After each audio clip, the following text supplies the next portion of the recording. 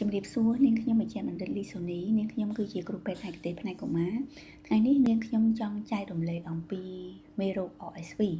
ដែលកំពុងតែឮច្រើននៅក្នុងរដូវកាលនេះហើយបង្កជាការព្រួយបារម្ភជាច្រើនសម្រាប់ឪពុកម្ដាយអ្វីទៅគឺជា RSV តើពេលណាដែលយើងគួរព្រួយបារម្ភ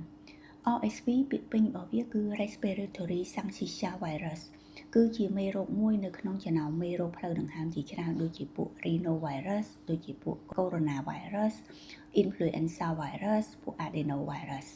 ឬមួយក៏ Enterovirus វាមានមេរោគផ្លូវដង្ហើមផ្សេងទៀតជាច្រើនប៉ុន្តែគ្រាន់តែ RSV នឹងគឺជាមេរោគសំខាន់មួយនៃ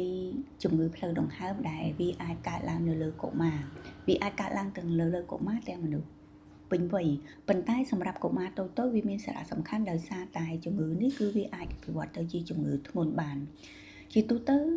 កុមារភាគច្រើននឹងឆ្លងមេរោគនេះមុនអាយុ2ឆ្នាំហើយវាច្រើនតែកើតនៅរដូវធ្លាក់ខ្យល់រោគសញ្ញារបស់វាគឺដំបូងវាដូចជារោគសញ្ញានៃជំងឺផ្ដាសាយធម្មតាមានហៀសម្បោរមានក្អកដែលវាកើតឡើងក្នុងរយៈពេលក្រោយ1ទៅ3ថ្ងៃក្រោយ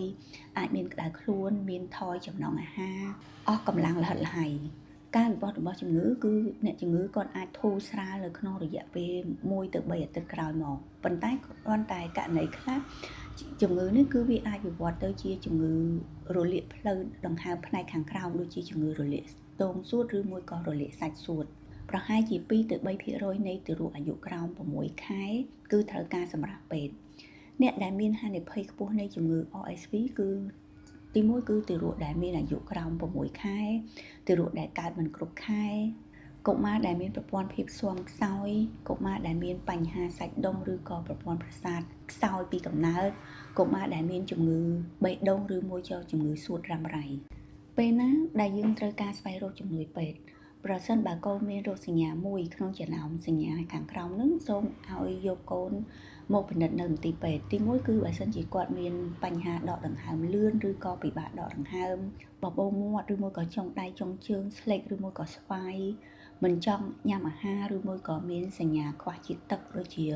មាត់ស្ងួតអត់សូវនោមភ្នែកខូងស្បែកឡើងស្ងួតថ្មីដែលគាត់អស់កម្លាំងល្ហិតល្ហៃមិនសូវលេងឬមួយក៏ផ្ទុយពីហ្នឹងគឺគាត់យំរោរឿងខុសធម្មតា